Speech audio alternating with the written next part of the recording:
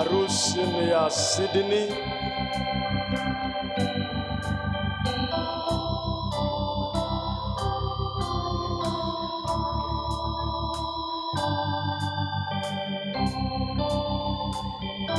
Pamoja na Rebecca. Mungu awabariki sana. Tunawaombea mema Sydney pamoja na Rebecca.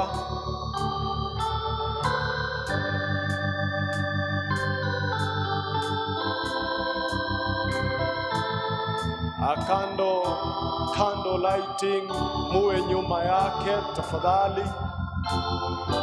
Candle lighting hao ni Sandra Agrey pamoja na Aska Tom, muweze kuwa nyuma yake.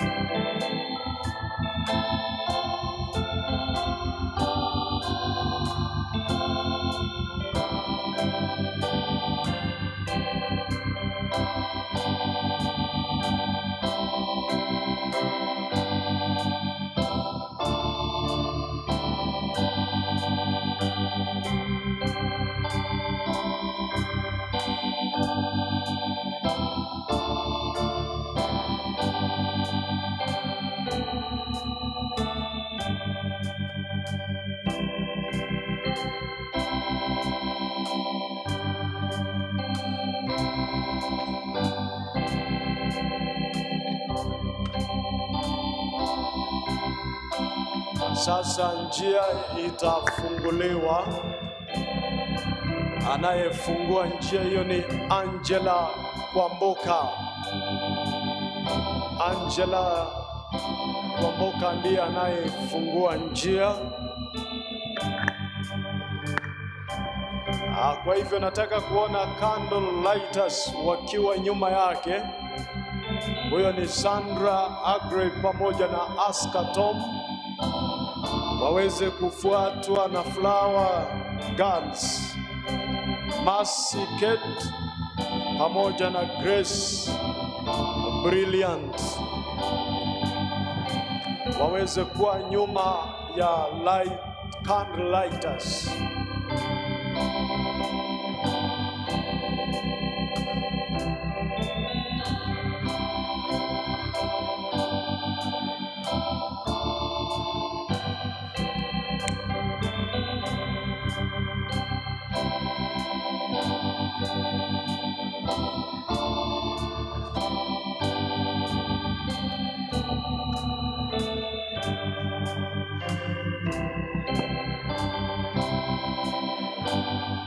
Candle lighters,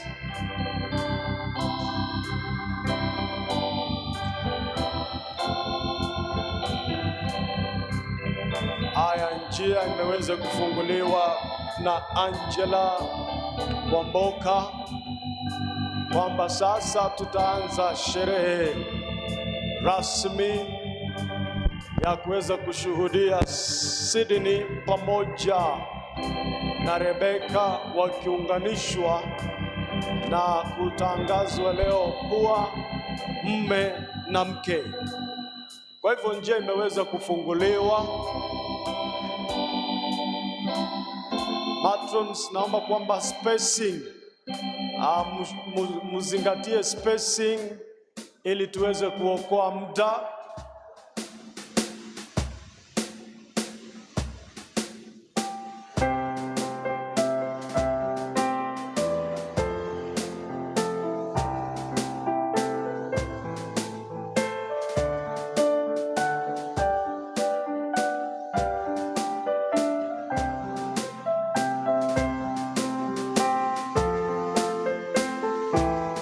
Candle lighters Sandra Agrey watafuatwa pamoja na Flower Girls, Mercy Kate na Grace Brilliant.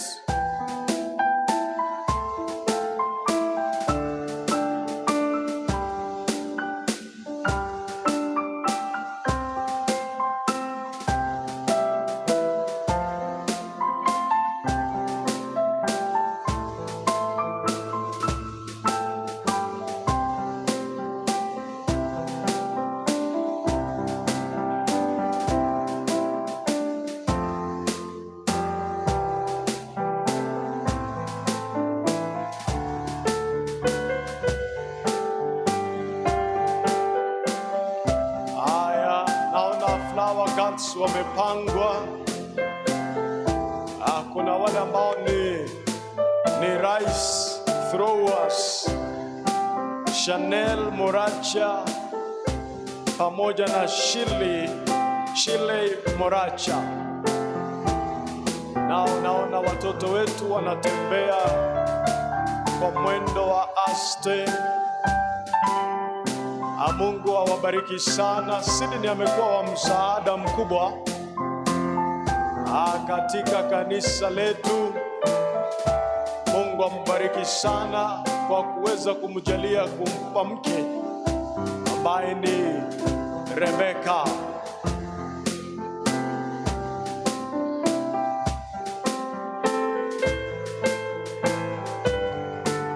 Umbrella Girls, Camila Kerubo na Lynn Nyakundi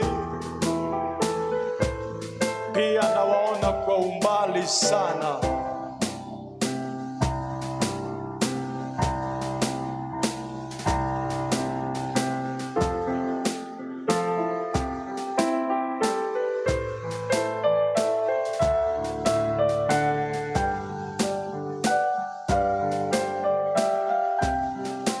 Nataka mshuhudie watoto hao vile ambavyo wanatembea vizuri. Abana bago tarabia. Harusi ni kitu cha muhimu sana.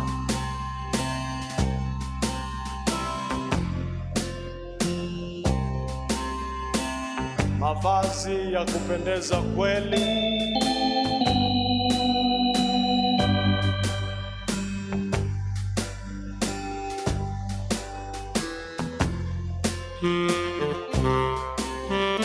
Wanafuata ni Barbaras, ni Belden Levi pamoja na Amos Morara. Belden Levi pamoja na Amos Morara.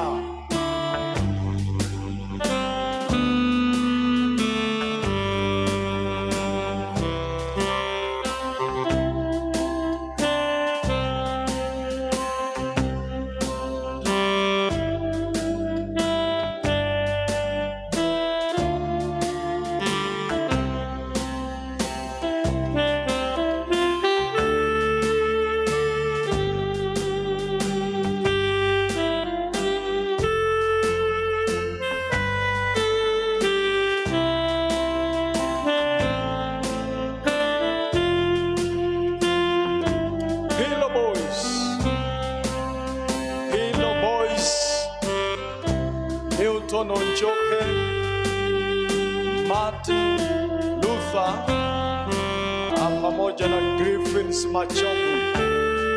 Pino Boys, ingia kwenye laini sasa.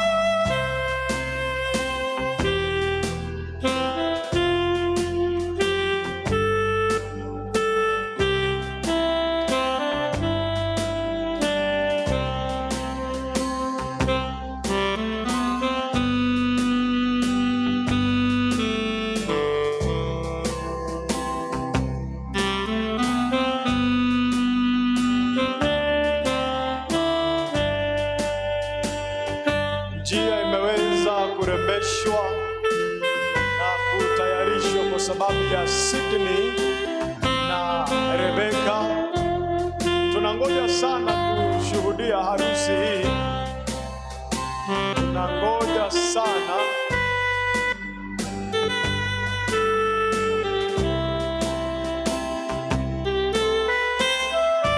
Umbrella Girls, watoto walitayarishwa kweli vizuri. Wow, they look beautiful. Imagine heaven will be like this. All of us will be smiling in heaven. Sote tutakuwa na tabasamu kubwa mbinguni.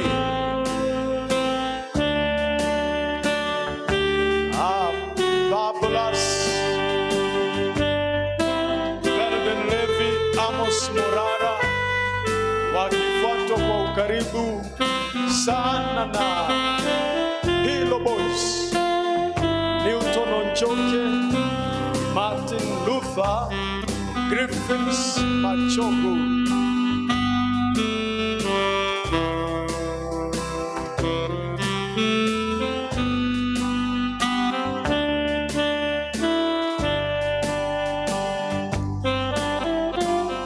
Njia imeweza kutayarishwa, so Sydney, endelea kujipanga vizuri, kwa sababu hivi karibuni utakabidhiwa mke.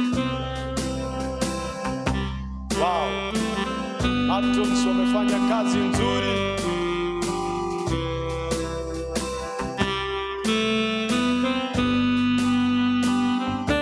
Hilo Boys, then Bible Boys.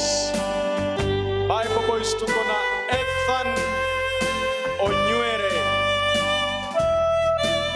Jaden Abisi na Clyde Nyakundi.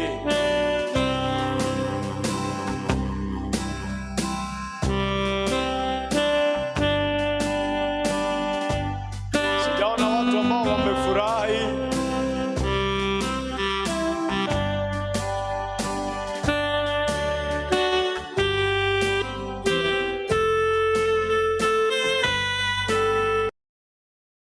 Hilo Boys, Hilo Boys wanaingia. Watoto hawa walivalishwa kweli. Evise ebyawe keruchi suspender. They are looking nice. Those are Bible Boys. Bible Boys. Hawa wanaitwa Bergen Levy pamoja na Amos Morara.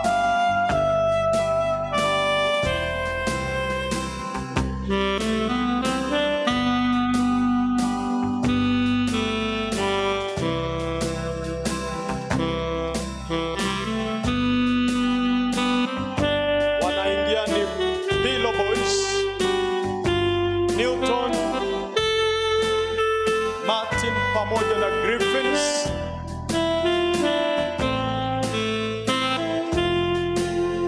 Nione watu wangapi wanaendelea kushuhudia harusi hii. Nipungie mkono kama unashuhudia harusi hii. Kama uko na furaha, nipungie mkono. Nipungie mkono. Kuna watu ambao wanipungii mkono. God bless you so much. God bless you.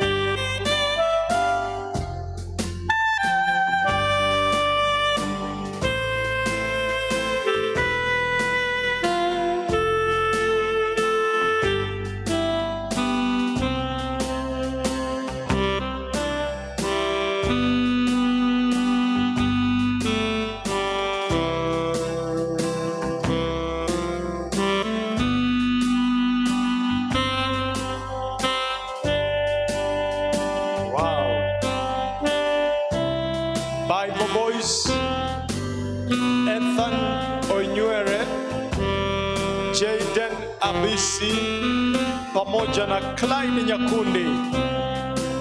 Then kuna Sweet Gabriel Orero, Derek Morara. Basi Sweet inaweza ikakufikia. Ikikufikia ni sawa.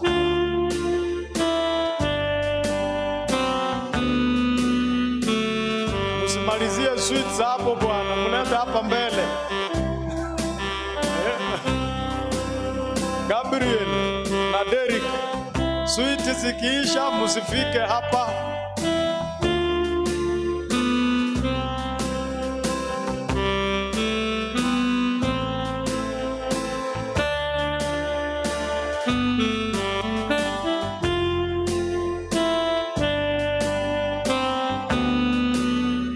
Gabriel pamoja na Derek, Sweets zikiisha usifike hapa mbele.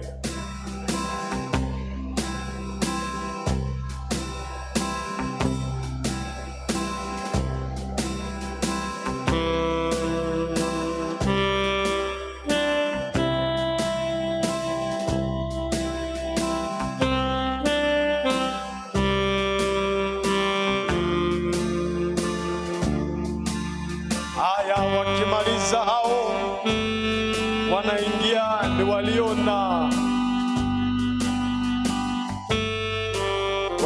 rings, Kailan Orina pamoja na Amon Makori.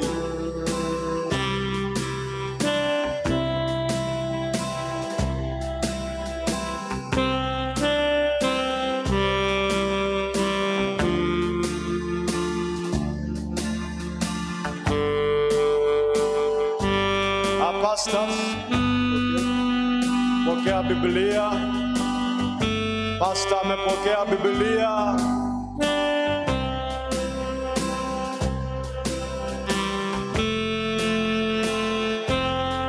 Biblia imefika ambayo itaunganisha harusi hii. Hizo sweets zisipofika hapa, zisifike hapa.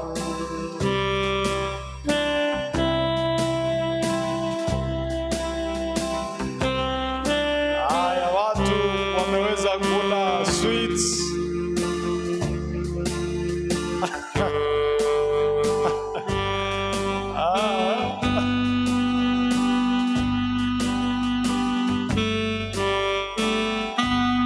Asijui sweets hizo zinaashiria nini, ama ni ndoa ni tamu.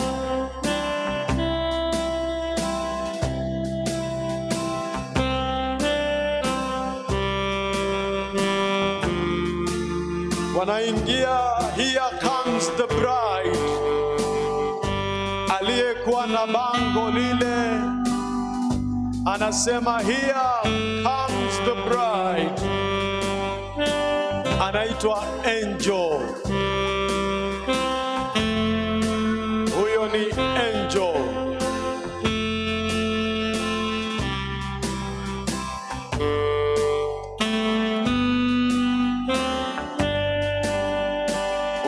Angel.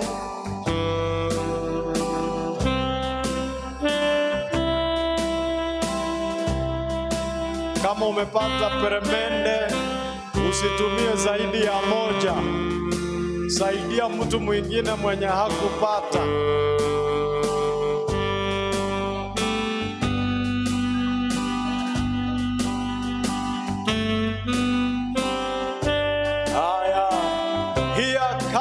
The bride. Sydney sasa jipanga vizuri, maana bango limebebwa picha ambayo iliyo na huyo msichana mrembo ambaye anaitwa Rebecca.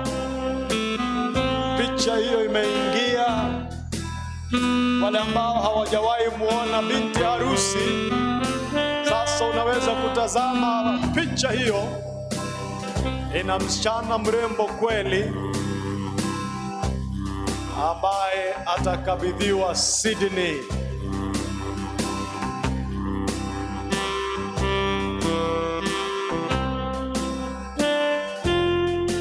Picha hiyo imefika. Nataka muitazame picha hiyo.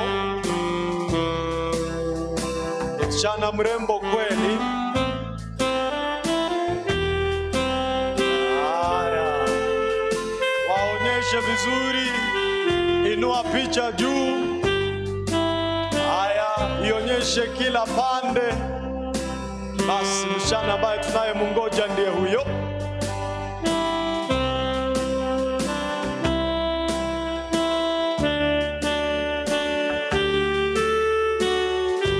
Imeingia.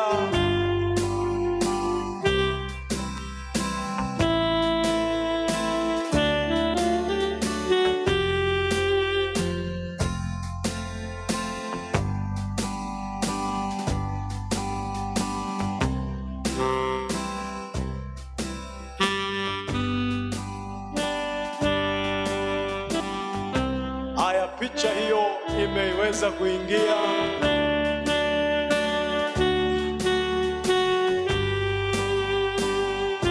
Basi kuna wale ambao wameingia. Party popper. Kuna wale wako na Snow Joy Nyaoma Joy Nyaoma,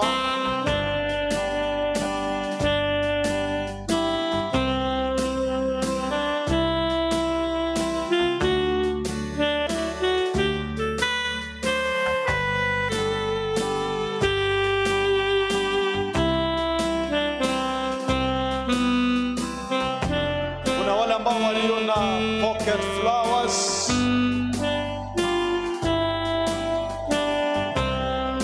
Pocket flowers, Sandra Agrey, Ryan Jose, Aska pamoja na Tom. Hawa wote wako na pocket flowers.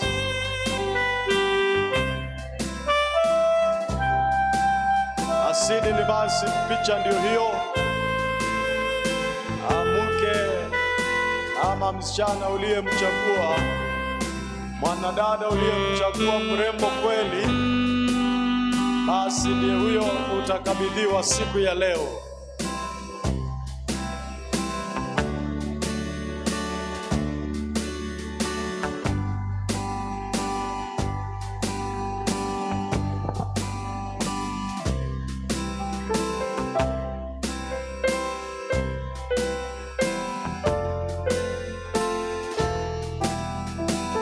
Pocket flowers,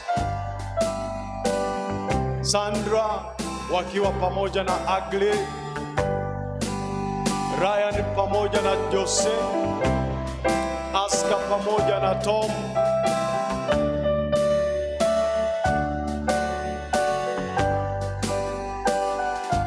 Hao ni Gen Z. Hao ni Gen Z. Ejineji Gen Z. Naona mumeanza kuwa train mapema. Unity Code, Rally Oyugi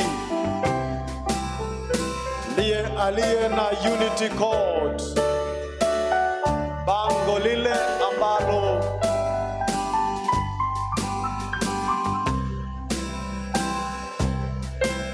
Rally Oyugi.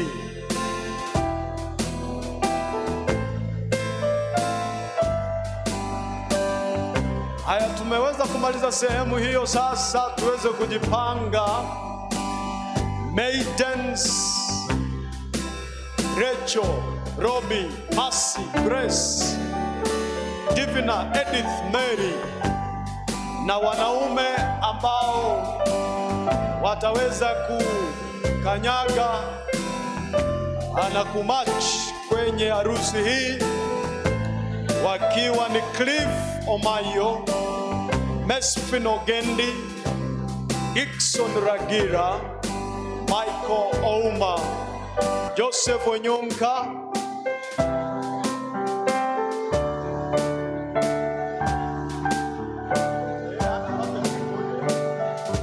atuweze kupata sasa matching squad. Matching squad, tafadhali matrons tusaidie kwa sababu spacing ni kubwa sana. Spacing ni kubwa.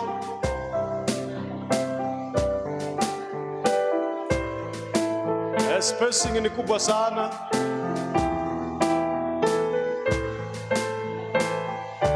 Waanza kumatch na huko mbele kidogo.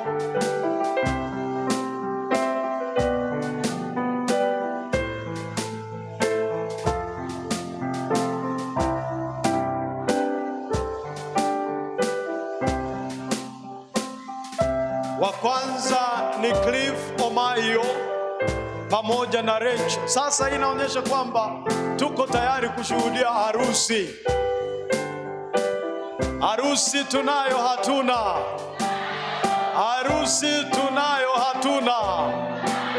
Sasa Sydney, anza kujipanga. Ili kwa madoido, njia imeweza kutayarishwa. Watu wamekula sweet. Sasa ndio hiyo. Alianza ni Cliff.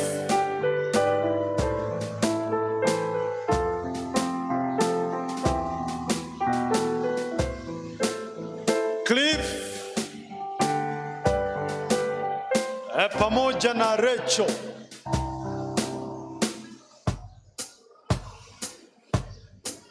Sasa wakati hatutaki hata stima iende, tafadhali tusaidie. Abantu bamara nimura mwana korora mangana egozembono litangani nkorera ngo igonye more no mogoko nkorera iga ngakimubite teiga aya Cliff pamoja na Rachel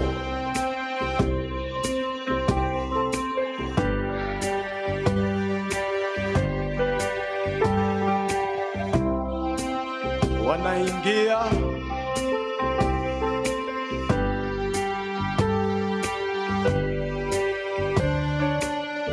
mtu aliwachagulia suti aliweza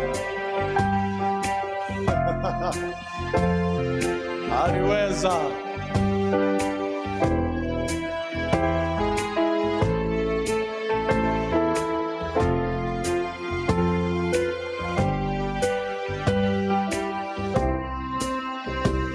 Cliff Omayo pamoja na Rachel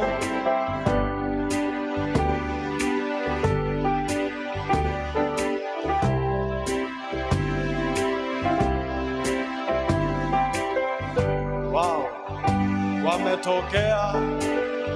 Rangi ni nyeupe, hiyo ni nguo ya wasichana. Rangi ya manjano kwa upande wa wanaume.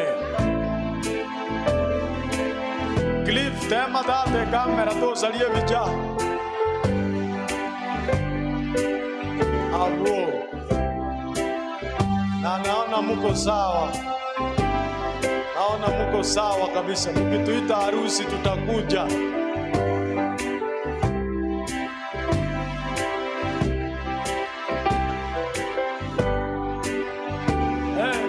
Hii muliwaweza kweli, hii ni agency.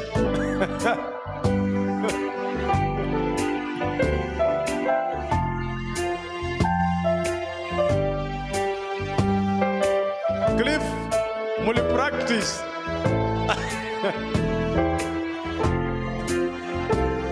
Naona mko sawa kabisa. These are our youths. Wanaendelea kujipanga. Ninafahamu wanajipanga vizuri sana. Anayefuata sasa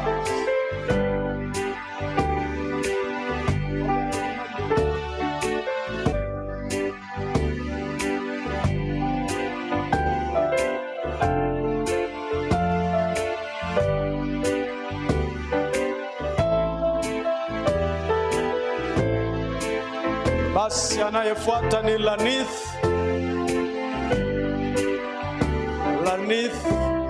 pamoja na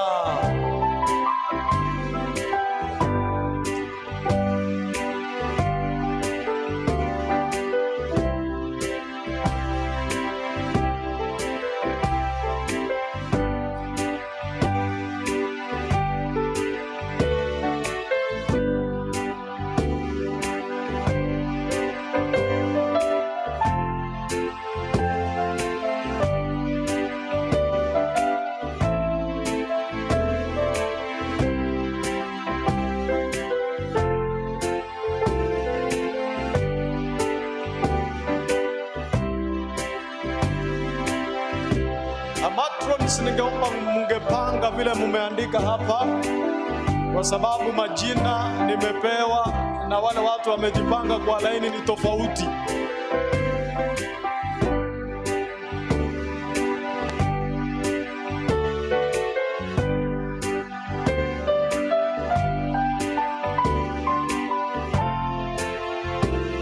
Tani Dixon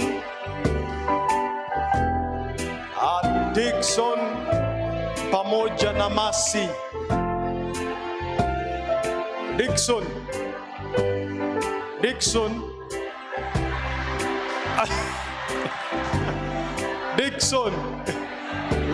last week ulikuwa hapa, hii wiki uko hapa, next week tusikuone. Next week ni yake. Say amen. Wonderful. Next week ni Dickson.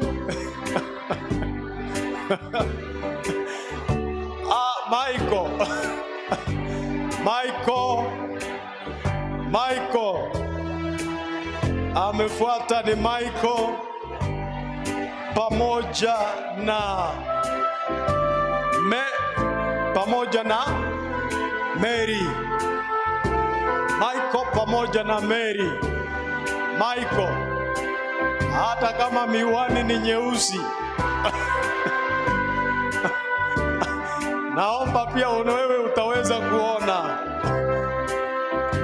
Huyo ni Michael pamoja na Mercy, pamoja na Mary.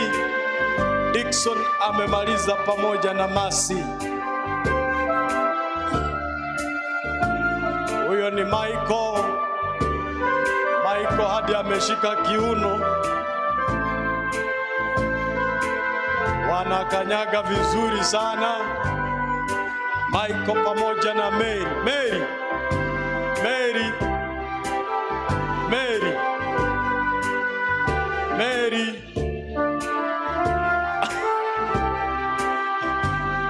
Mary aliye kando yako anaitwa Michael, kama hajakuambia. Anaitwa Michael. Anayefuata ni Joseph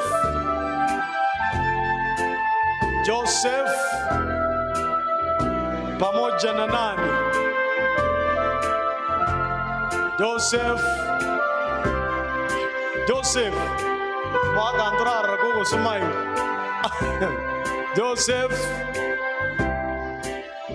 Joseph, naamini umejua aliye kando yako.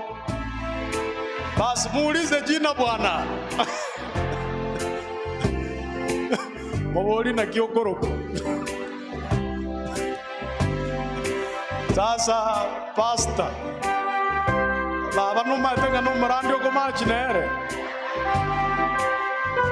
Huyu ni Joseph pamoja na Divina, wanatoka kwenye laini. Anayefuata ni Mesfin ni pastor. Baba kwa iburo ino pastor.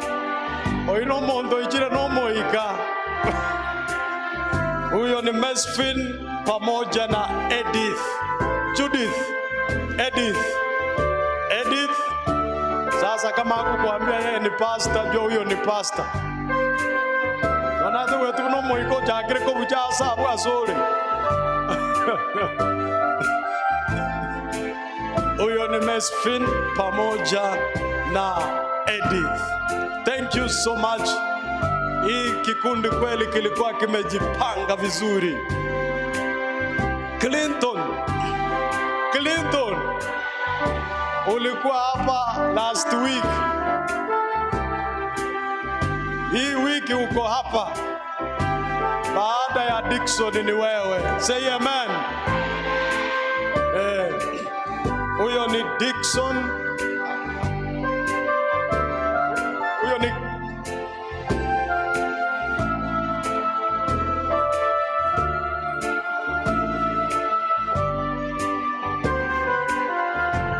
Huyo ni Clinton pamoja na huyu ni nani? Rob Clinton.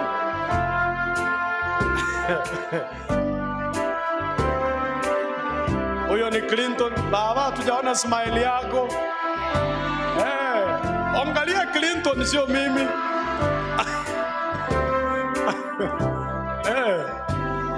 Wanakuja vizuri sana. Mungu awabariki sana. God bless you so much. God bless you. God be with you. Nyaribo. Dan, wewe leo si MC. Leo Dan amepatikana. Daniel Nyaribo pamoja na nani?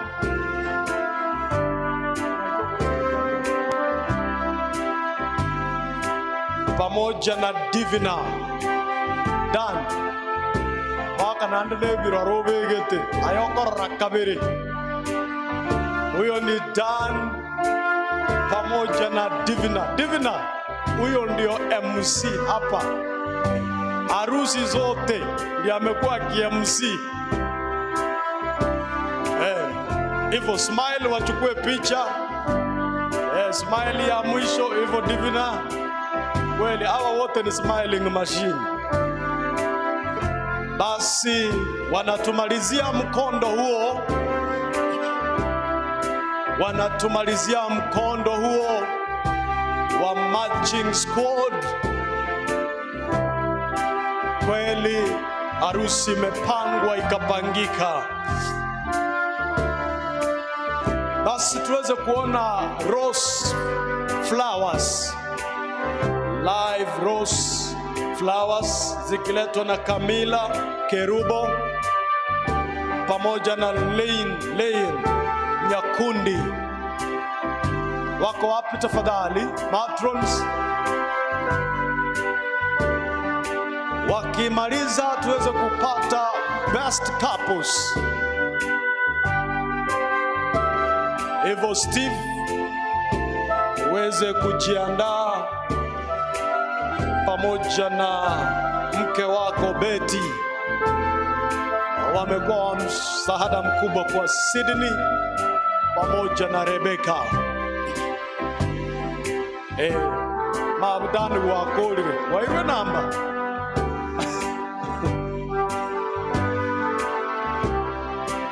I am best lady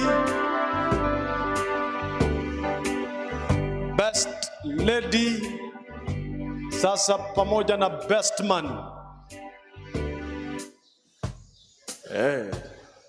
Bet ngakyo wete magabu.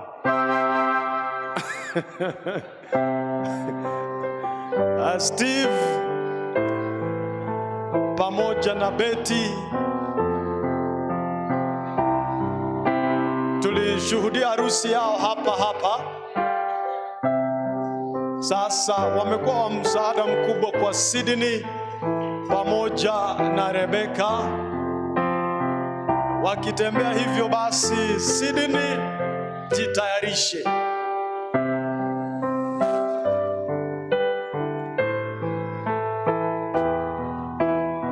Naona wanatembea vizuri.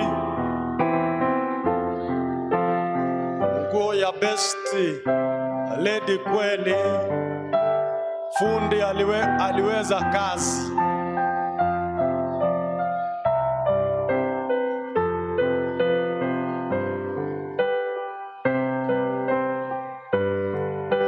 Best couples, best couple,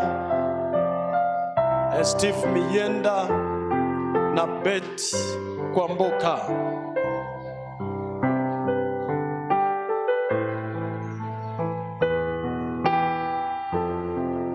Tutoe tafadhali wale watoto walio njiani matrons, tusaidie hao watoto walie pembeni, watoke kabisa tafadhali. Watoke kabisa. Hivyo waketi hivyo.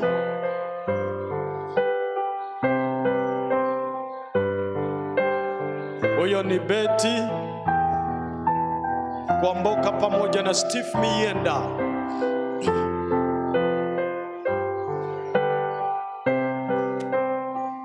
Wanatembea kwa ujasiri. Wamekuwa msaada mkubwa. Mungu akubariki sana Steve, pamoja na mke wako kwa kusimama na Sydney. God bless you so much for what you have done. Wanaenda kukutana.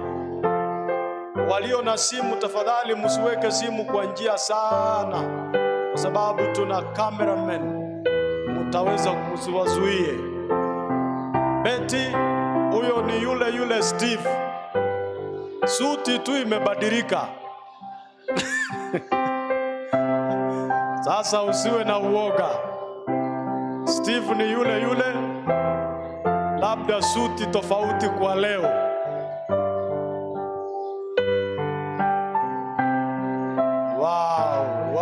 Can we say amen? Wonderful. Aya, sasa naomba kanisa lote here comes the bride. Inakuja.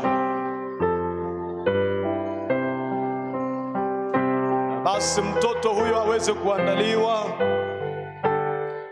kisha baadaye akipita kanisa lote tutaweza kusimama. Huyo mtoto akimaliza, sasa ni kanisa tuweze kutoa heshima kwa Sydney na Rebecca. Wamefuata njia iliyo sawa.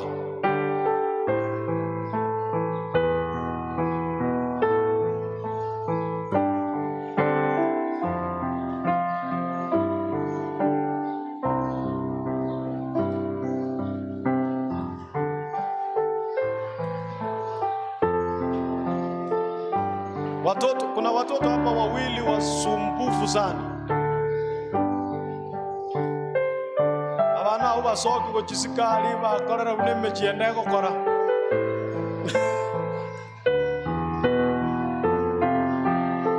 Here comes the bride. Sydney, hiyo ni yako. Kweli aka katoto kako sawa kabisa. Wow. Very courageous. Sydney, hiyo ni yako. Sasa kanisa tusimame wote juu. Kanisa lote tuweze kusimama. Nikiona msichana pale nyuma, basi nitawaambia mketi. Matrons, niweze kuona binti harusi pale nyuma. Niweze kuona wazazi wa Sydney hapa. Parents to Sydney, abayiboli ba Sydney nchwaiga.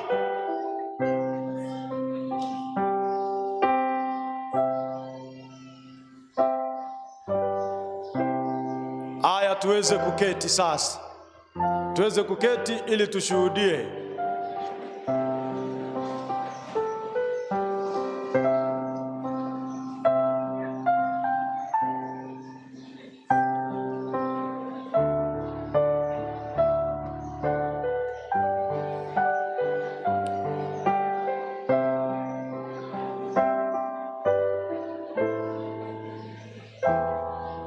Tungoje kidogo.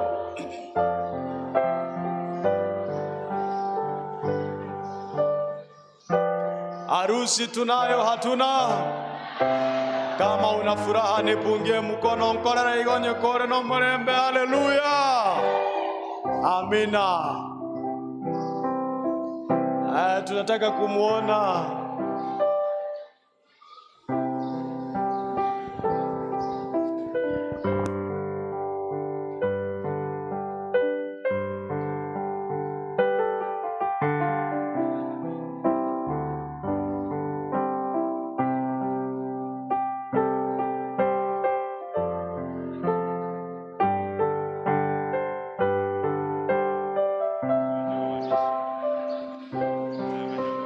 Awacha tungoje kidogo.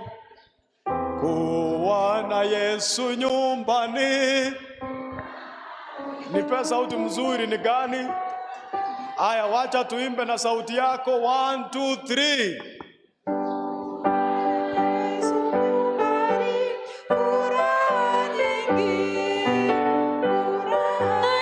Sini ni kuwa na furaha. Umepata ulichokuwa unatafuta. Yesu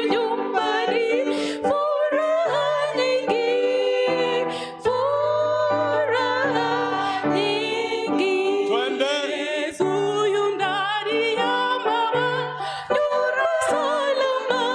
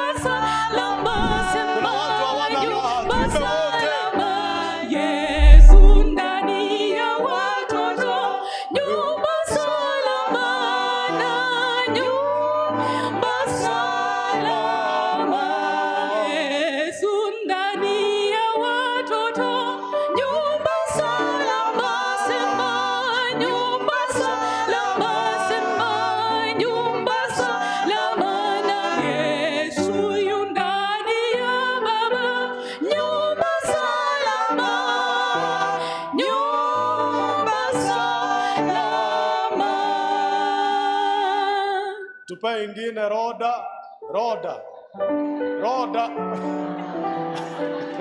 Tupe wimbo mwingine. Bwana asifiwe kwa roda. Watu hapa chuki tu. Bwana asifiwe kwa roda. Roda, tupe wimbo mwingine. Vitu vyote ni sawa panapo pendo. Kila sauti tamu panapo pendo. Pana amani pale na furaha nyumbani, siku zote salama panapo pendo. Tuimbe sisi wote tafadhali. Upendo siku zote salama panapo pendo. Furahi nyumbani panapo pendo. Hapana machukizo panapo pendo.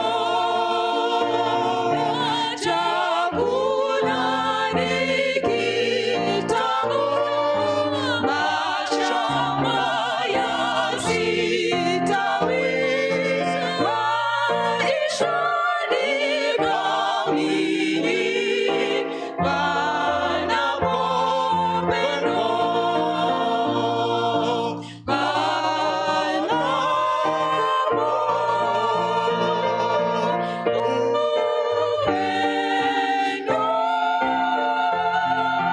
Siku zote salama panapo pendo. Bwana asifiwe. Bwana asifiwe.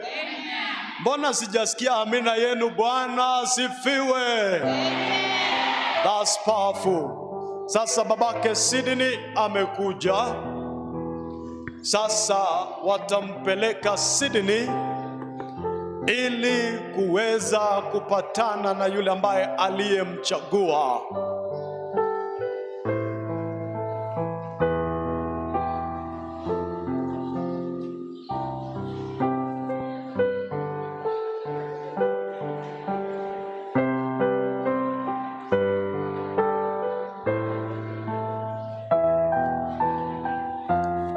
Mzee ameweza kufika. Amshike Sydney mkono, na mama shika Sydney mkono.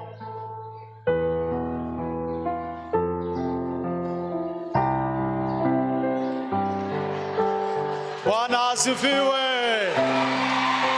Amina. Aya, tuanze sasa pole pole tu. Pole tu. Pole tu. Sydney pole wale wako mbali.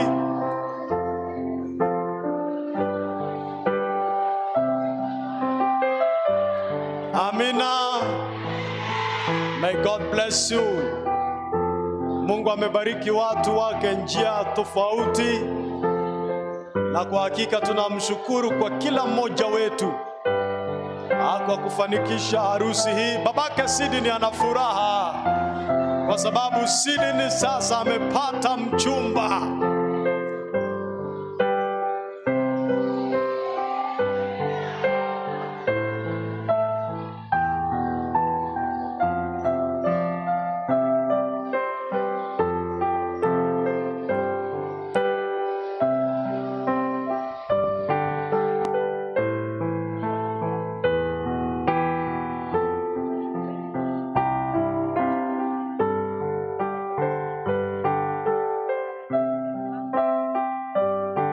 Haya, sasa naona wamefika. Wale ambao tafadhali hawaja si official cameramen, tafadhali tusonge nyuma kidogo. Kuna wale ambao sio official cameramen au camera ladies, tuwape wale ambao waliweza kupewa hiyo kazi nafasi. Wanasalimiana mama mzazi wa Sydney, wanapokezana mikono pale, ishara kwamba mimi nimekubali kukupa mtoto wangu. Wazee wamesalimiana. Bwana asifiwe. Amina. Amen. God bless you. May God bless you so much. God bless you. Basi tuweze kuwatengenezea njia Sydney. Sydney. Ekegwa kaligiri ekyo.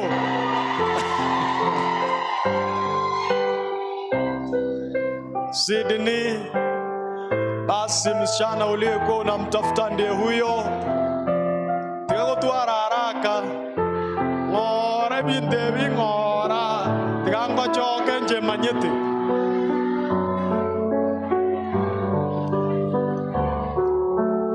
Sydney is very happy. God bless you. We pray that God will bless your marriage. Wonderful. May the blessings of God be upon you, Sydney. May the countenance of God shine upon you. Wonderful. Nani ana kwa hii nyumba? Who's not happy? We are so happy. If you are happy, wish Sydney all the best. Wonderful. God bless you, Sydney. Wow, God bless you.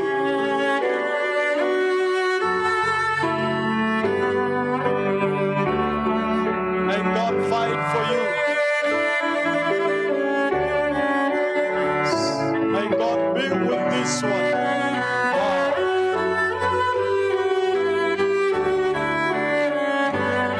So happy. Thank you, the marching squad. God bless you. God be with you.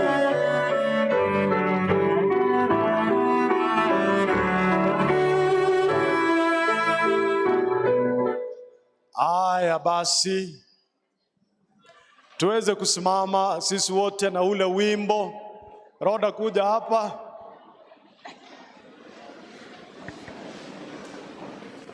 Tunataka kuimba huo wimbo. Kuja.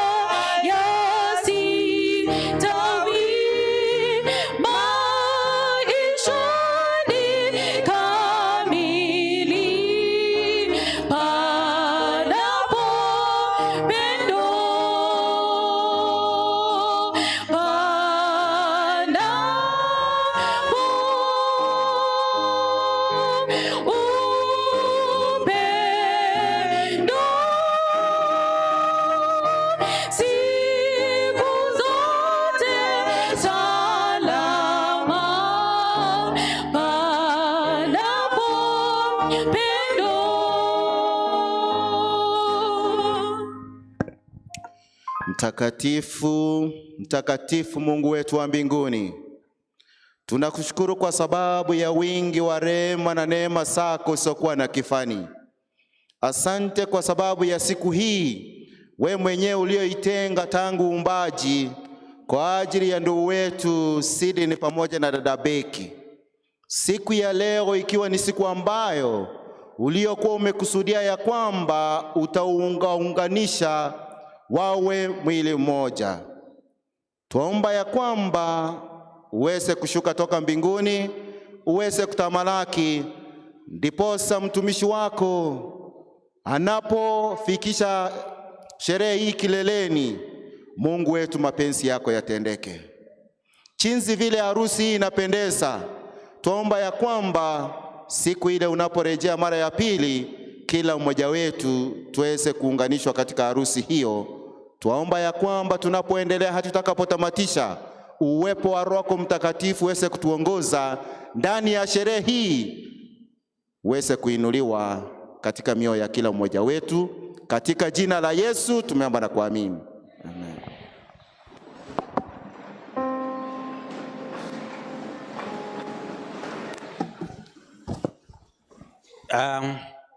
Wapenzi katika Kristo na wasalimia mjambo.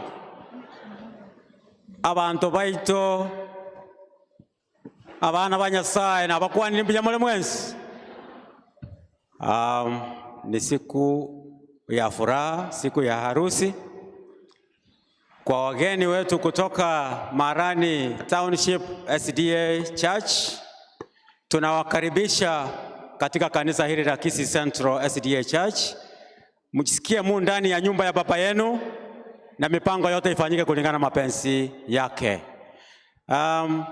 Ili tuendelee, nitamleta my co-elders wawili, alafu I'll give Pastor Absalom atulete pastors ambaye wako miongoni mwetu hapa.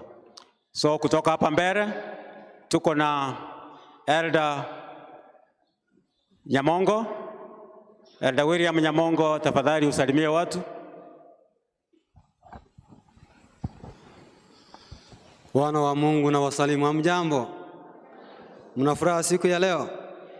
Mbarikiwe na Mungu atuongoze kwa harusi ya siku ya leo. Asante.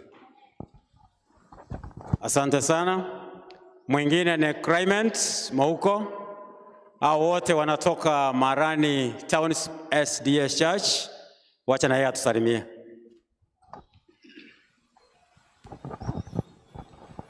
Wadogo kwa wakubwa, God is good. And all the time, thank you. Ili nipe Absalom atuletee pastors ambaye wako hapa mbele. Ningeomba wale wote ambaye wametoka Marani Township SDA wote msimame mahali popote mko. Wote wale ambaye wametoka Marani.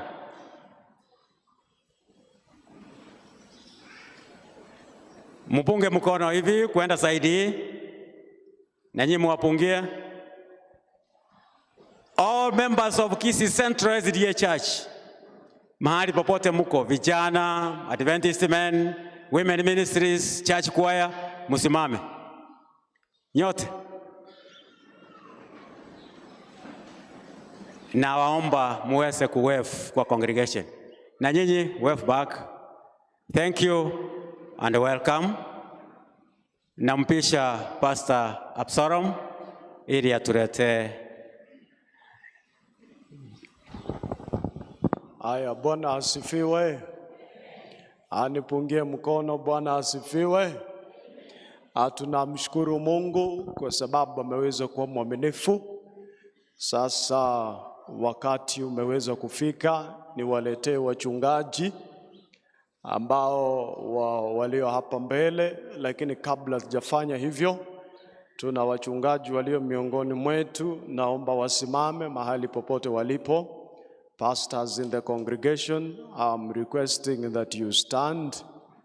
All pastors in the congregation, please stand, come here. Njoo hapa mbele pastor. Wachungaji walio kwa mkutano, naomba kwamba muweze kuja hapa mbele.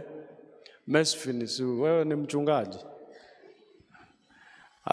Kuna mchungaji mwingine tena aliye hapo katikati. Sawa, wacha watusalimie kisha baadaye nitawaleta hawa walio hapa mbele. Wanaopendwa na Bwana na wasalimu wa mjambo. Mungu ni mwema siku zote, mbarikiwe. Asante. Abantu ba Nyasaye muri no mogoko, muri no mogoko kabisa. Sijasikia ile sauti ingine mnapiganga huko, hebu piga kidogo. Asante, Mungu awabariki. Thank you. Thank you. Those are our pastors here. May God bless you and may God bless your ministry. I want to welcome Pastor. He is our friend here and our long-term friend. All of us, we know him. But for those who do not know him, he is the pastor for Nyansongo district. Naomba kwamba aweze kutusalimia pia. Wana na binti za mfalme na wasalimu katika jina la Yesu. Hamjambo. Wahenga walisema ya kwamba hayawi huwa. Kwa hivyo siku ya leo mimi kibinafsi niko na furaha, na ile inaitwa machozi ya furaha kwa ndugu yangu Sidini kuoa. Ndoli no mogoko. Vile pastor ambaye tuliyekuwa naye hapa, Pastor Joseph Ondieki, pia ametakia ndugu wetu Sidini mema, na tunawaombea Mungu awe pamoja nanyi, familia yenu iweze kutirisha mbingu ndogo. Thank you so much, Pastor. Pastor served here some years back, and I'm happy that he has come back just to see Sidini marrying.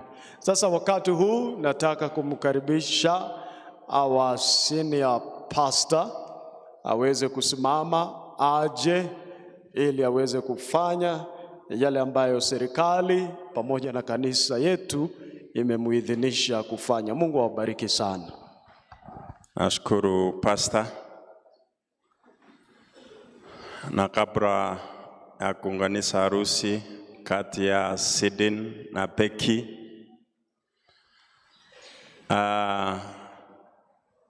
ukiangalia katika marching squad ya last week na ya leo, kuna wale ambao siku ya leo tungependa tuwapigie kengele.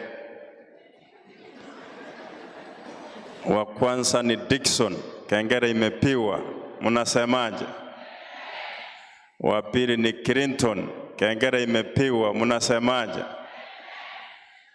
Kuna mwingine anaitwa Lawrence jamuona. Lawrence, ako wapi Lawrence? Kengele imepiwa kwa Lawrence, mnasemaje? Lawrence ni yule ambaye akoliana, yule tutaudeni kama deacon. Mwingine anaitwa Lawrence, kengele imepiwa, mnasemaje? Lawrence ni nani? Oh, ni Dan. Sio Lawrence. Mwingine kuna yule waraswiki anaitwa Anoxius yama. Huyu tumepiga kengele. Robin pale kwa masini, mwambie kengele imepiwa, mnasemaje? Hata Michael kengele imepiwa. Kwa sababu nasema hiyo ni ya kwamba Mungu anasema watu waoe na waolewe. Hiyo ni agizo la Mungu. Eda Mirera, naenda from Marani, naomba tusimame hapa kwa swali moja tu. Jina Elder James Nyabuti Mogaka Mirera. Itangazwa Maraine. Aliye na maneno ayalete kabla ya siku ya leo ama kabla ya ndoa. Mwambie Robin asinisimie masini kwa kutangaza kengele. Halo.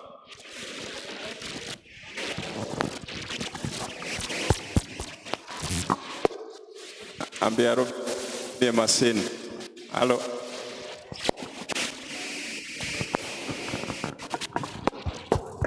Asanti. Swali lilikuwa inaulizaje, Elda? Swali lilikuwa linauliza kwamba aliye na maneno ayalete kabla ndoa. Washiriki wa KCC, mulisikia hii harusi ikitangazwa? Asanteni. Kwa hivyo imetangazwa mara 4. Naomba upenda mwenzako Elda majina yako kamili. Asante Pastor. Wa majina anaitwa Elda William Nyamongo kutoka Marani Township Church. Ulitangaza harusi mara 4?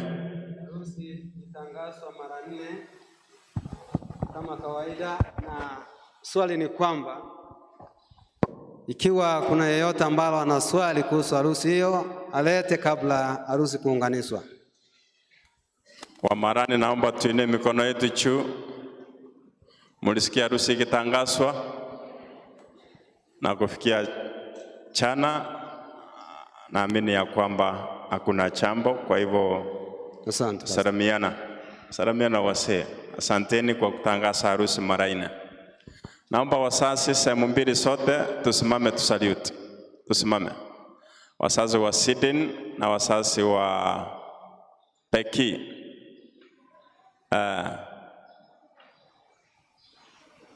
Wazazi wa wako pale. Naomba mami punga mkono.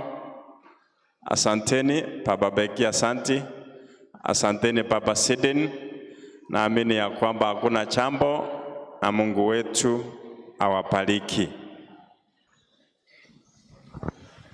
Sidin, naomba usimame na Beki wakupatie kipaza sauti ili ututangazie ya kwamba yule ambao ukitafuta ndiye amesimama mbele yako.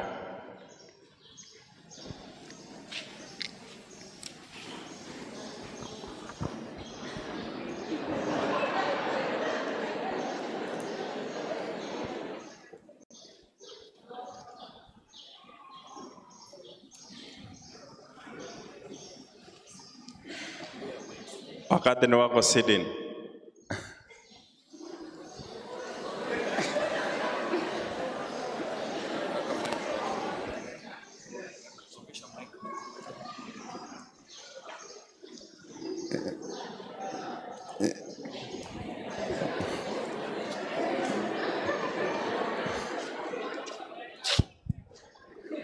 Steve wako kubaraka shule.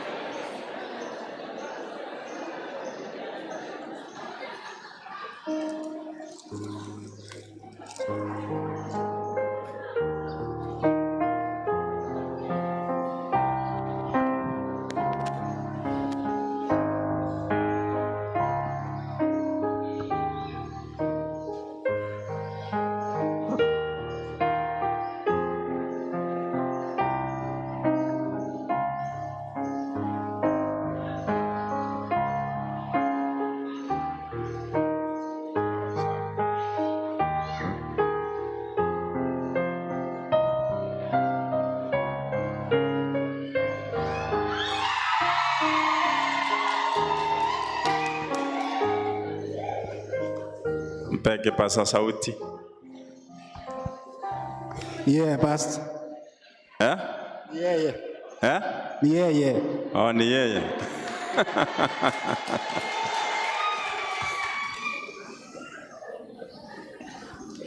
Sijaiona wakati Sydney yako na furaha kama siku ya leo.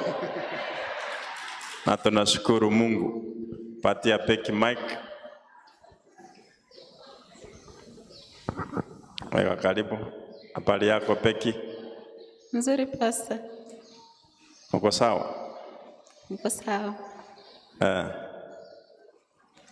Mbuo wote? Mbuo nengo Pastor. Oh.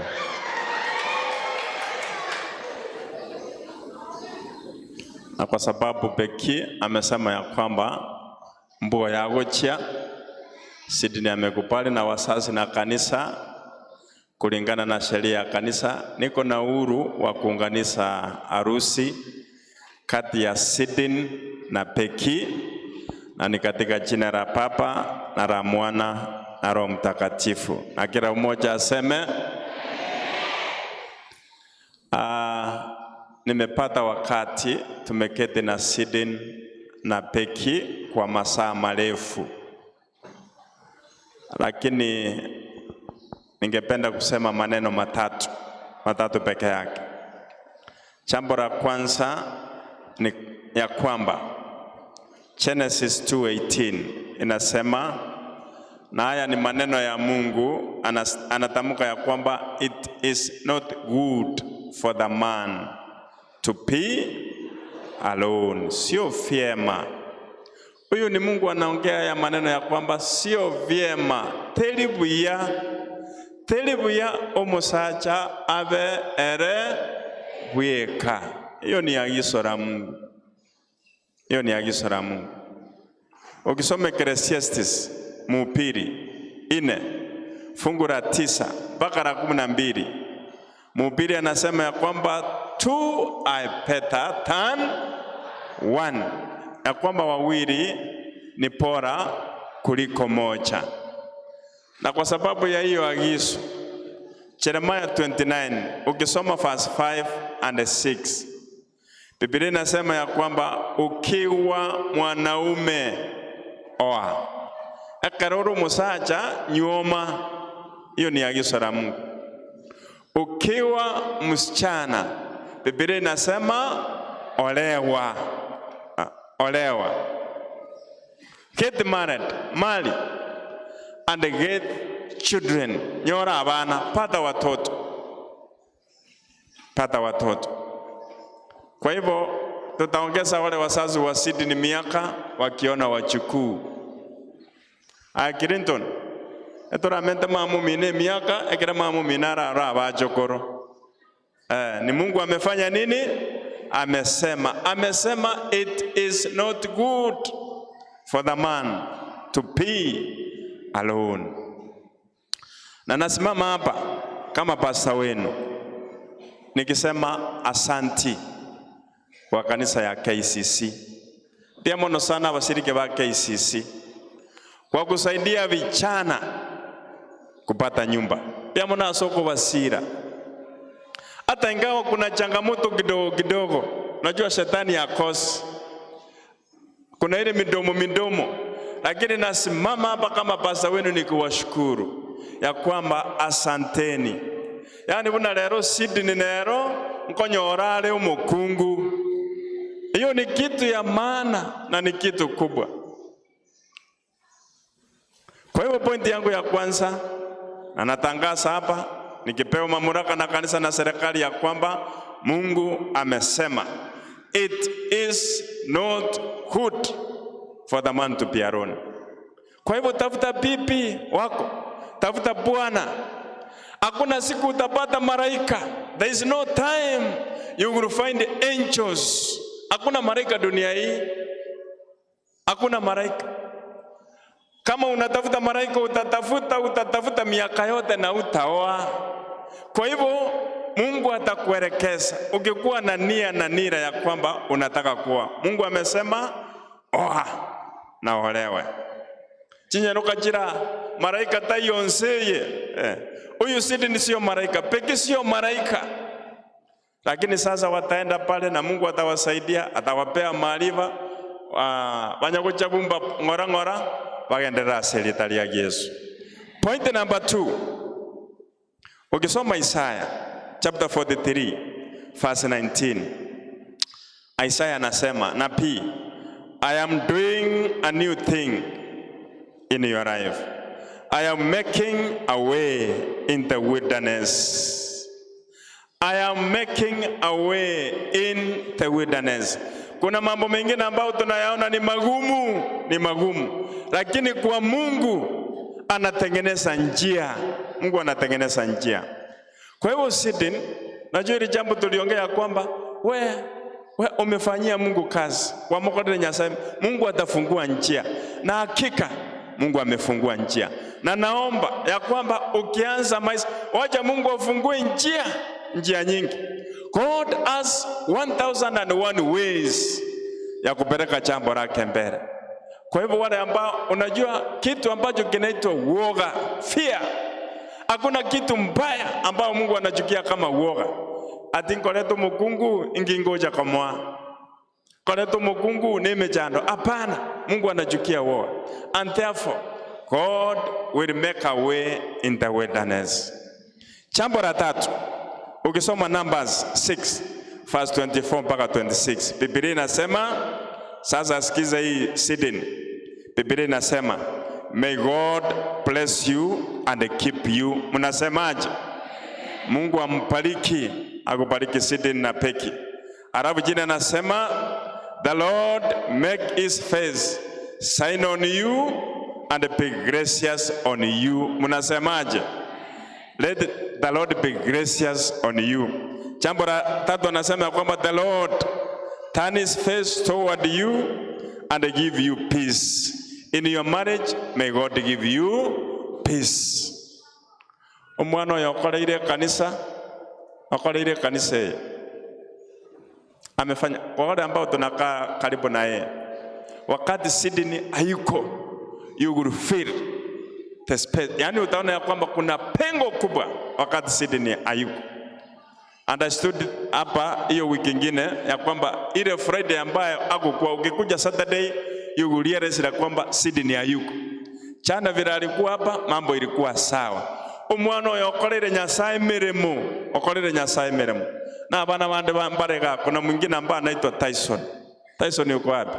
Kuna mwingine anaitwa Paris Karaoke. Na kuna mzee bara anaitwa Obiri. Wamemfanyia Mungu kazi. Na je wanaona gusaba Nyasaye yori igoro. Tigase ni abana aba. Sidin ndigereri Nyasaye togusasima. Because you have been faithful to him. Peki mtaenda mbali. Na msikue na wifu mkiona Sidin akienda mbali. Mpani kababu atenda mwamu. Mbani kababu sabra Sidin na Peki ya maya. Epu angalia hiyo mikono. Epu geuka Sidin. Hiyo mikono ni ya kuombea mema. Genda mubioke aselietali ya Yesu. Mnasemaje? Epu mshike mkono.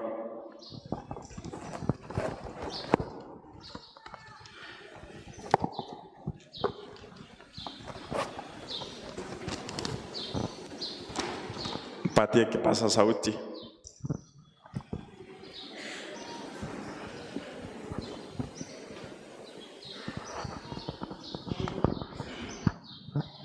Sio mpanguse chaso kwanza, unajua ikasi ni ngumu.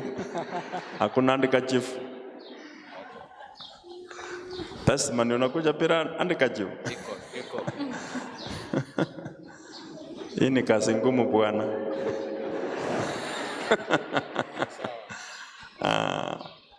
Sasa Sydney yako sawa. Okay.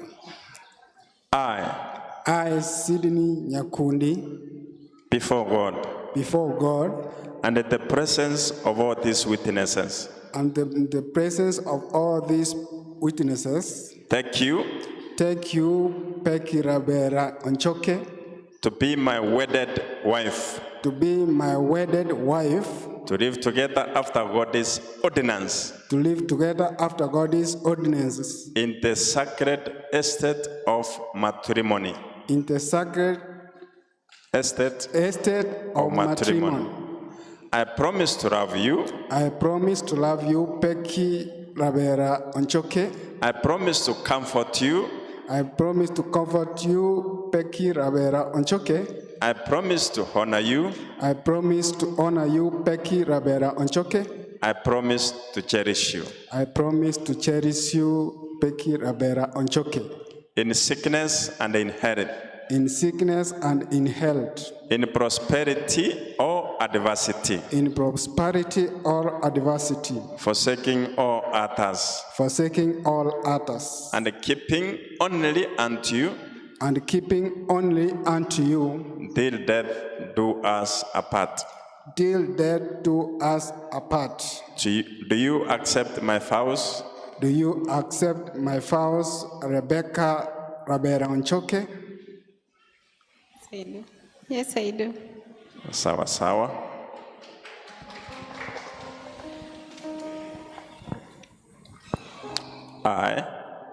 I, Rebecca Rabera Onchoke, before God, and in the presence of all these witnesses,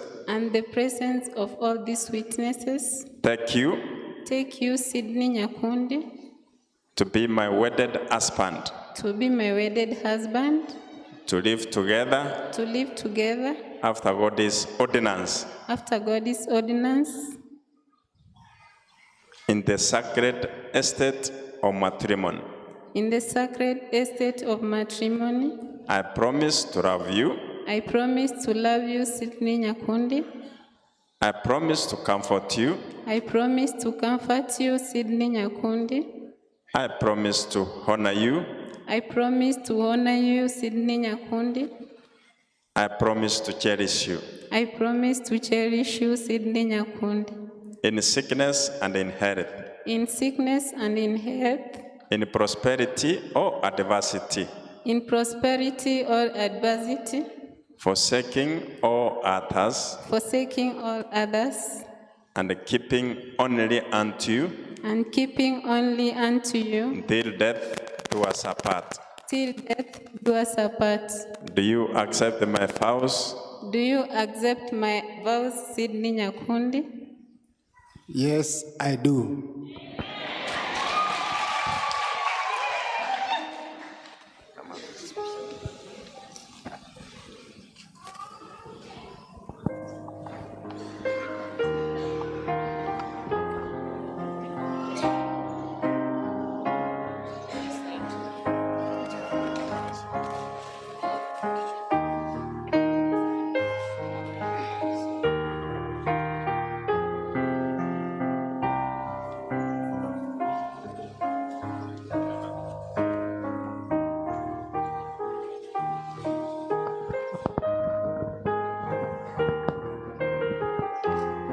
Mtakatifu Mungu Baba wetu, hakika wewe ni Mungu ambaye anatenda miujiza. Unatoa watu mbali. Hivi leo mchana peupe, tarehe ni 11 mwezi ni wa 8 mwaka 2024, mbele ya umati mkubwa, mbele ya kanisa, hawa watoto wako wawili Sydney na Rebecca wameweka magoti yao chini baada ya kuchukua ahadi ya kwamba watapendana hadi kifo peke yake watenganishe. Hawa watoto wamekuwa waaminifu katika nyumba yako, na hakika Mungu ambaye anatenda makuu, utatendea watoto wako makuu katika maisha yao. Hakuna hasara kwa kutumikia katika nyumba yako. Na huyu Sydney kwa miaka mingi amekuwa akitumikia hii nyumba yako. Analinda usafi, anafanya mambo ya ICT, anafanya mambo ya PA, ni deacon wa kanisa, na anafanya kazi kubwa. Wakati ya yuko pengo linaonekana, tunaomba ya kwamba asikuache, na tunaomba ya kwamba huyu mtoto ambaye umemletea peki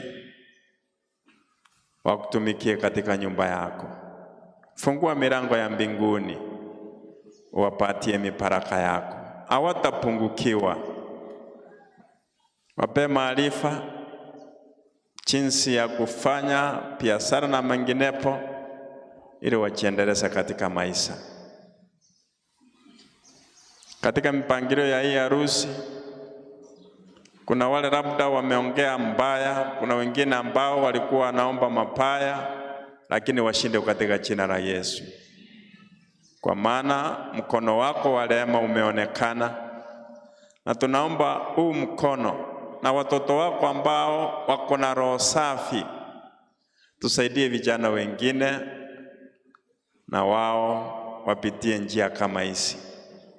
Saidia vijana wetu, saidia vijana ambao hawana ajira, saidia vijana ambao labda hawajapata marafiki, ili na wao wafanye harusi, na tunajua kwamba jina lako litahimidiwa katika kanisa letu.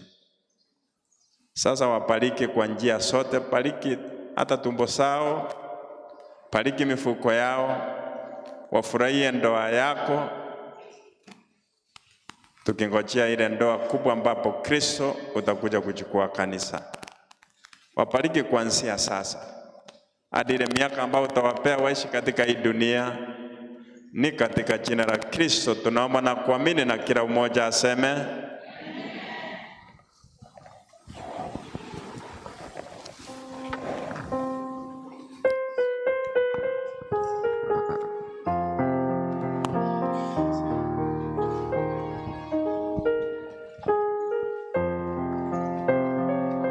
amo.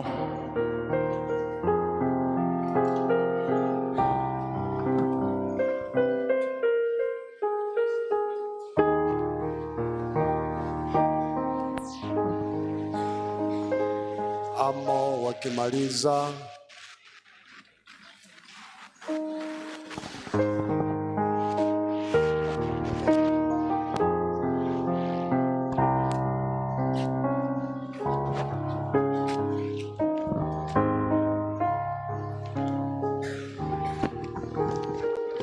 Amo wakimaliza Marani Township. Amo wakimaliza Marani Township kwa nyuma yao.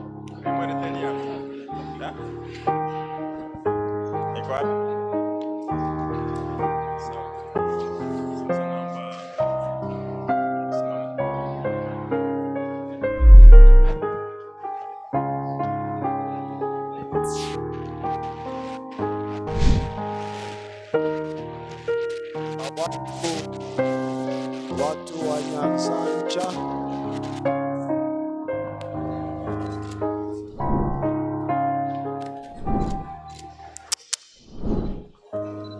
watu wa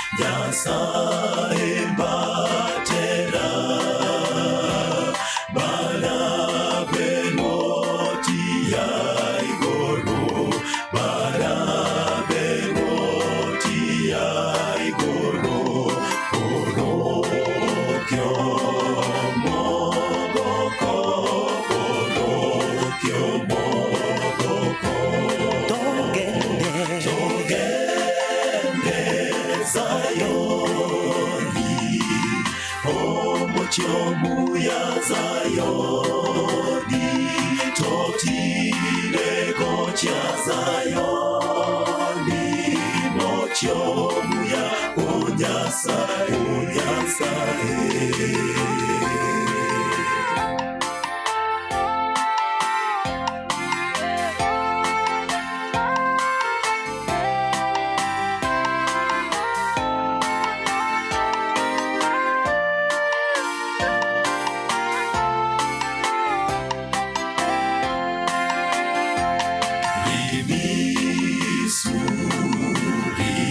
Marani Township.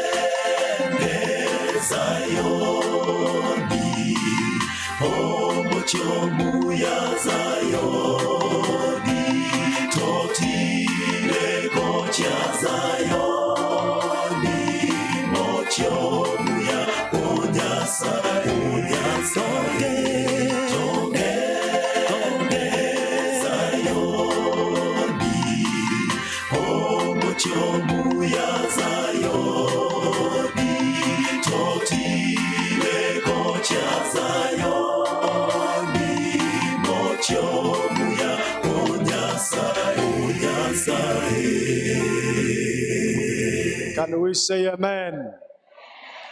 Ama mujipanga mukuje makambi hata siku moja mahali nitakuwa. Aya Marani Township. Mupange hata siku moja mkuje Gekom.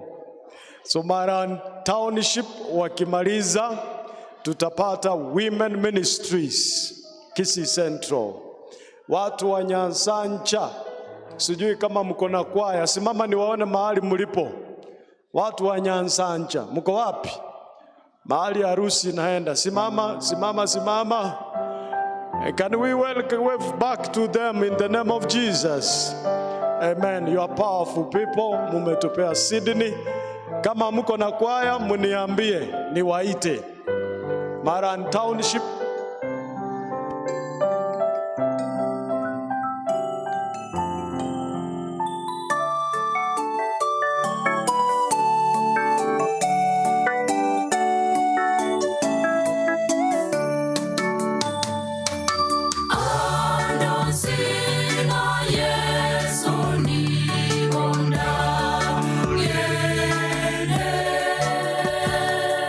Karanta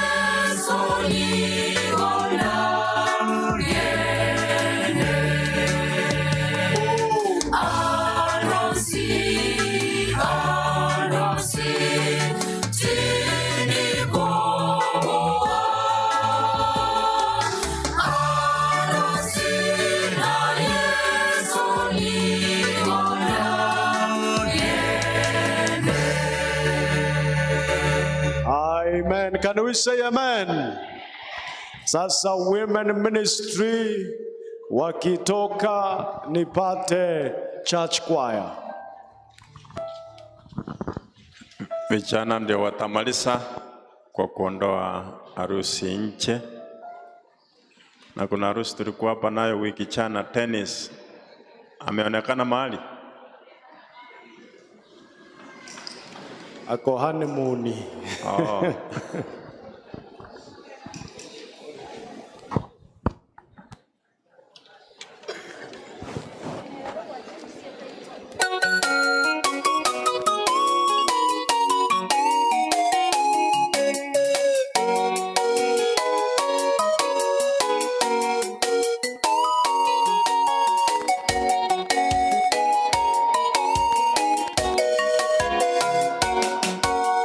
Shangwe la furaha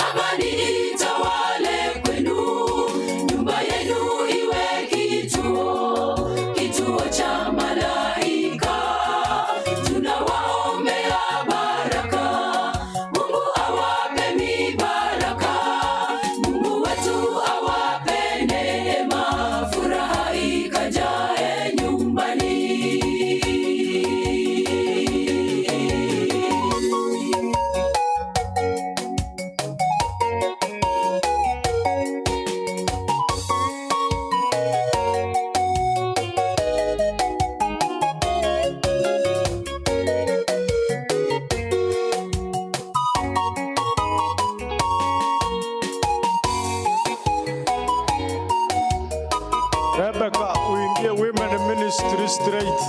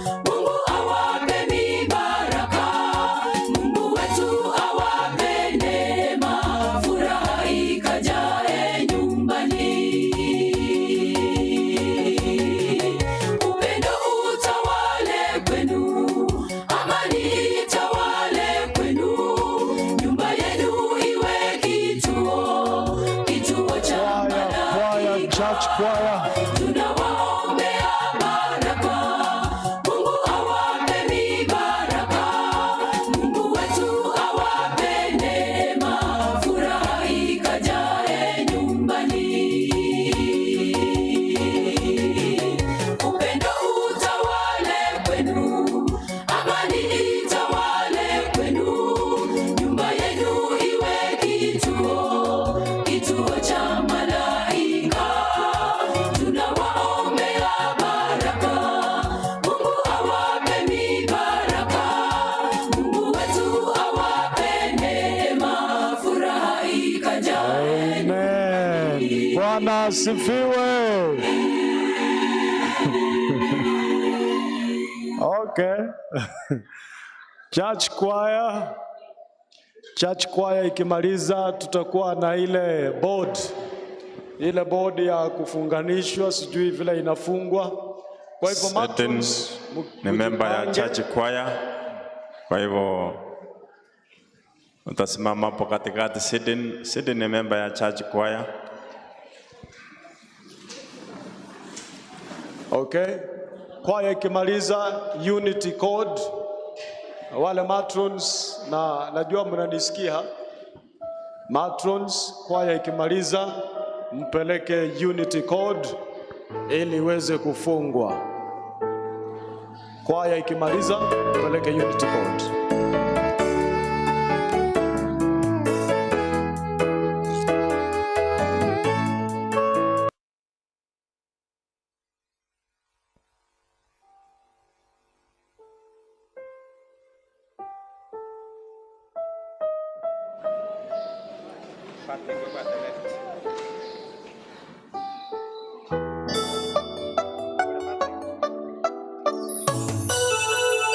Reception ni Nyanchwa.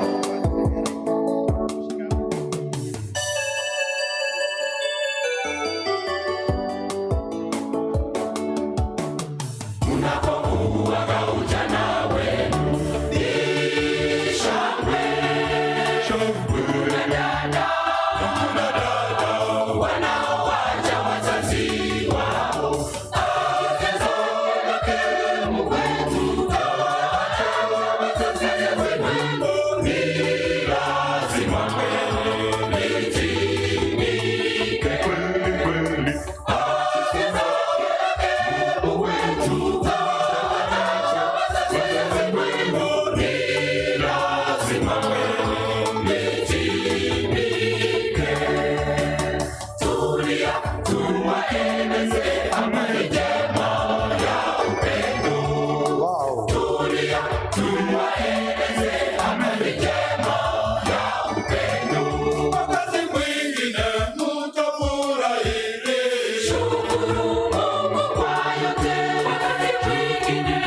tutakupika. Shukuru Mungu kwa yote, wakati mwingine tutapanda milima. Shukuru Mungu kwa yote, hali na mali yanaporomoka. shukuru Mungu kwa yote, Kwa hivyo majaribu yanawajia katika ndoa, vumilia dada. ndugu yangu, Anawapenda Bwana Yesu, anawapenda Bwana Yesu yangu, anawapenda Bwana Yesu, anawapenda Bwana Yesu yangu, anawapenda Bwana Yesu, anawapenda Bwana Yesu.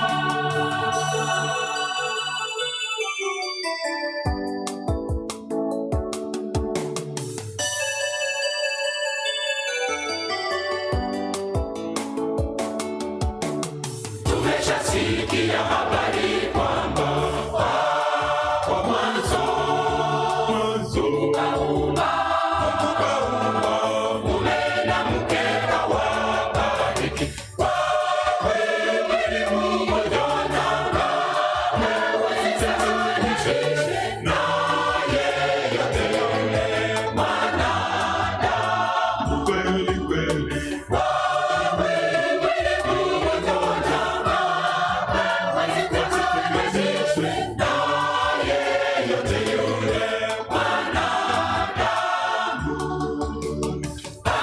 Alichounganisha Mungu mwanadamu asikitenge.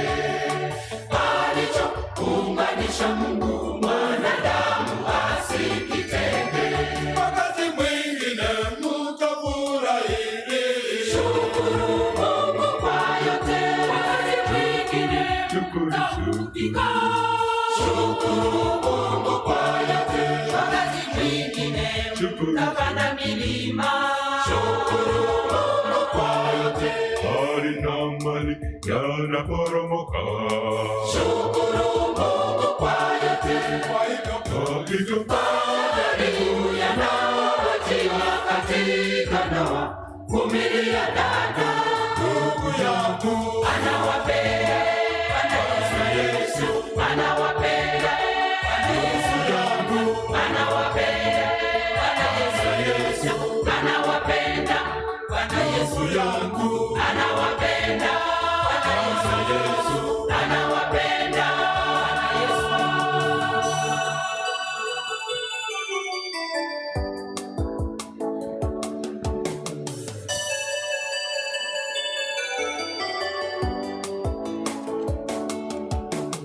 Katika familia yake Mungu, ni kweli wengi twapenda, tuwe na furaha na Vijana, amani. Singine bure waandika, bado nataka kuibariki. Mungu tosha, mwanzilishi wa ndoa. kweli kweli, Singine bure waandika, bado nataka kuibariki. Mungu tosha, mwanzilishi wa ndoa. Nyumba haijengwi kwa fedha, mapambo, bali ni kwa upendo. Nyumba haijengwi kwa fedha, mapambo, bali ni kwa upendo. wakati mwingine mtafurahi. Shukuru Mungu kwa yote, wakati mwingine Shukuru, tutakupika.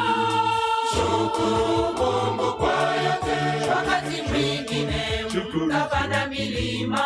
Shukuru Mungu kwa yote, Hali na mali yanaporomoka. shukuru Mungu kwa yote, Kwa hivyo majaribu yanawajia katika ndoa, vumilia dada.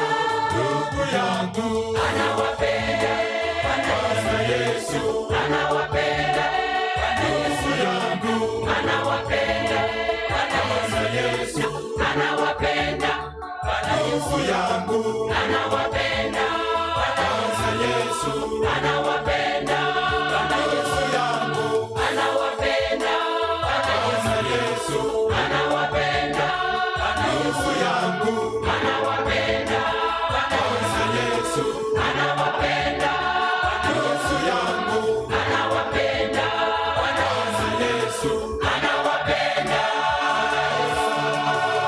Mnasemaje?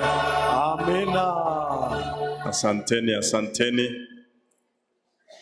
Amba matrons mkalipie. Tunashukuru church choir ambayo imeondoka. Hata Chirian ananiambia sasa next time ni yake. Mnasemaje? Chirian yako wapi? Ameniambia yeye next on line. Chirian ni Shafades. Naomba tusimame.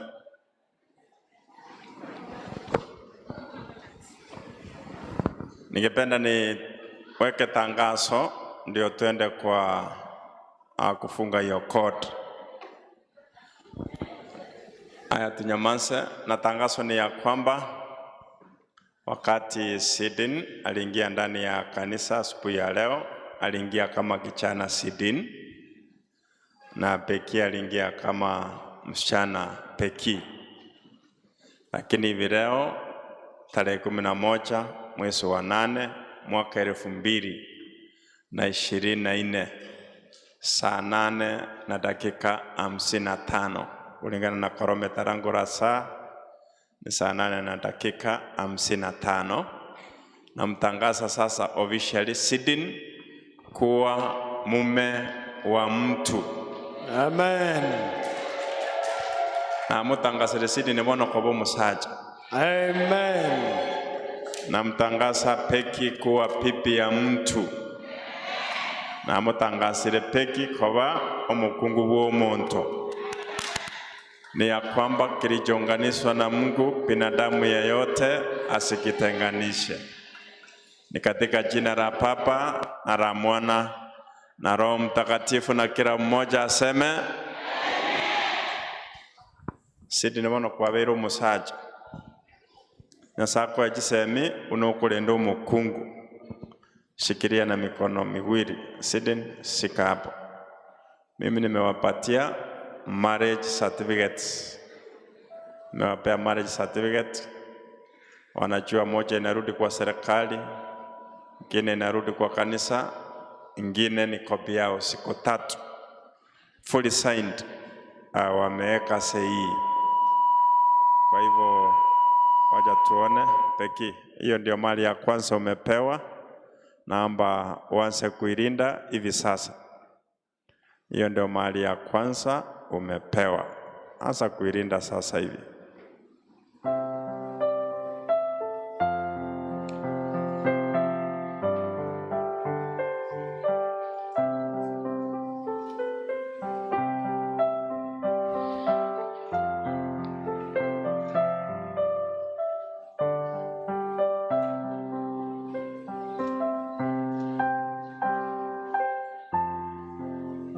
Wente vikolendo. Naomba wafunge hiyo code. Wanto yesiwe kabisa.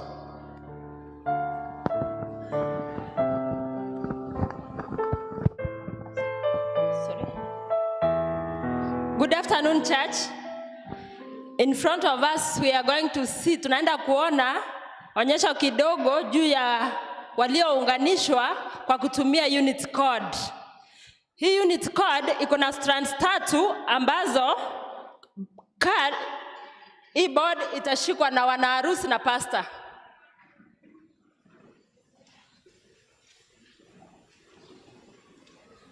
Iko na strands 3 vile mnaona hapa. Moja ni ya white. Hii white inaonyesha purity and perfection. Inasimamia Mungu ambaye ameunganisha harusi ya leo kwa kutumia pastor ambaye ni yeye officiating pastor wa harusi ya leo. Tukija hii ya green inaonyesha a new beginning. Sydney and Rebecca have started a new life in their marriage. Orange inamaanisha optimism and confidence. Ile ambayo tunawaombea kama washiriki katika harusi hii wawe optimistic in life na wawe confident. Ile pastor alisema uoga ni dhambi. Wawe confident kuwa Mungu atawaongoza. Hizi strands zinapokuwa kando kando, they are weak. Ikiwa moja inaweza katika kwa urahisi. Zikiwa 3 zinaunganishwa pamoja vile wameunganishwa na Mungu akiwa kati yao inakuwa strong. Vile tunasoma kutoka kitabu cha Ecclesiastes 4 verse 12, which reads, a cord of 3 strands is not quickly broken. It is not easily broken. Ikiwa imeunganishwa na strands 3, imekuwa moja, it becomes very strong. So we are praying for this married couple kuwa waweke hii board kwa nyumba yao, wawe wakiangalia kila wakati, na yeyote ambaye atataka kuingilia marriage yao ashindwe kwa jina la Yesu. Wangapi wanawaombea hivyo? Na hataweza kuingilia na kukata uhusiano wao, vile hii kamba inapofungwa hivi imekuwa very strong. It's not easy now to cut it. May God bless us all. Thank you.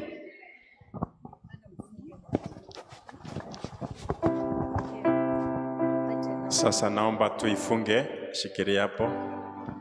Sasa sika Peggy, sika Sidin.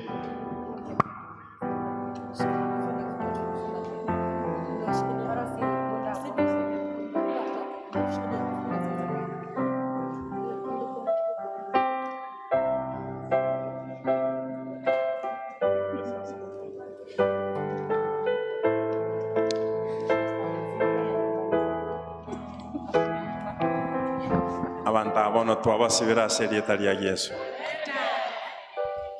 Kabla ya youth choir kuimba, naomba mniondole hii mesa picha moja mbili. Abaibuli bali nchwangu, wasasi sehemu yote mbili.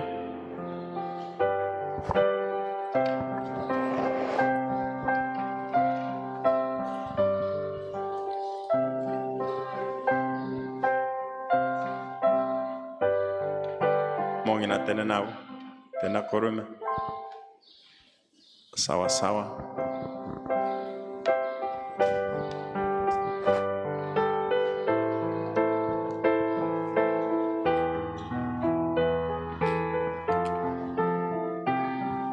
Angalia picha, tuligelie picha.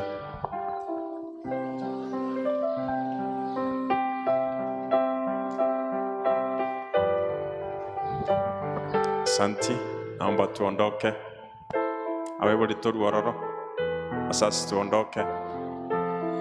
Naomba brothers and sisters, Sidini peke yake. Naomba sisters wa Sidini tukuje kwa haraka.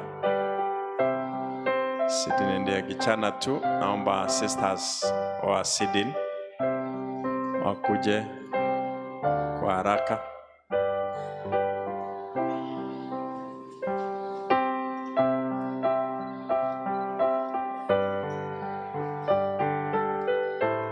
Sawa.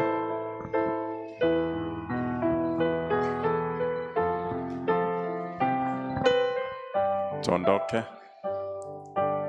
Naomba brothers and sisters wa Peki tukuje kwa haraka.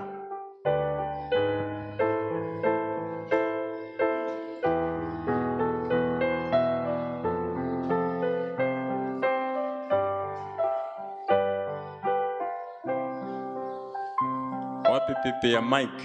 Pipi ya Mike yako wapi?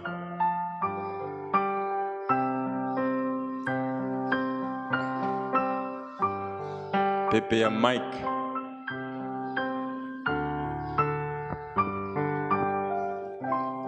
Wasa. Msichana mimi ndiye niliunganisha ya harusi. Bwana yako ako Marekani, anaangalia kwa niaba ya bwana yako. Tusalimie.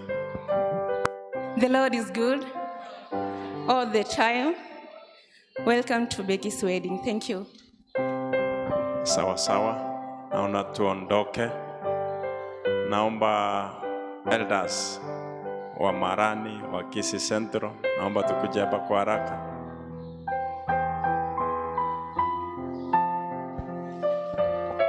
Abalicia.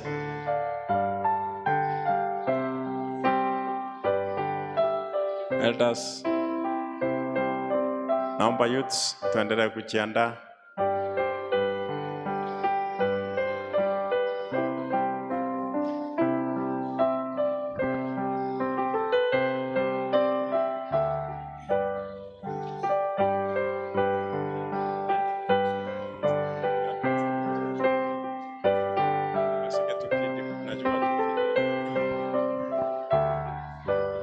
naomba wachukuliwe video. Vijana waendelee kujiandaa, hiyo ndio wimbo wa mwisho.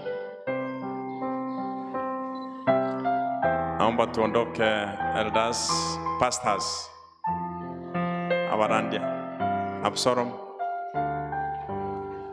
Mutanya na twagusabira mayobi oke.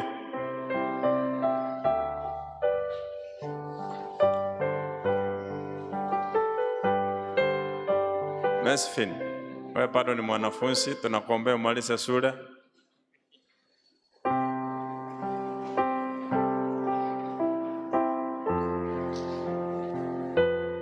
Mesfin, usisimame hapa, amepotea wapi? Sawa.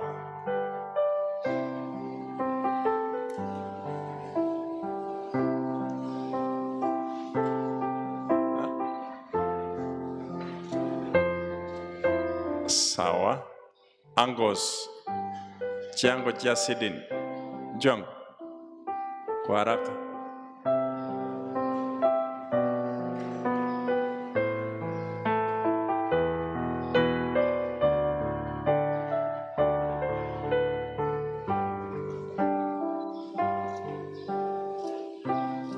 Angos wa Peki, kama mko. Unachanganya hata na Ntis kama mko. Ile marching squad na nini, kuna mahali ambapo mtaenda kuchukuliwa picha.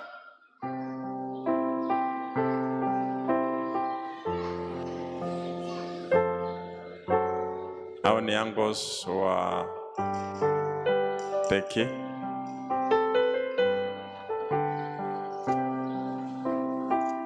Asanteni.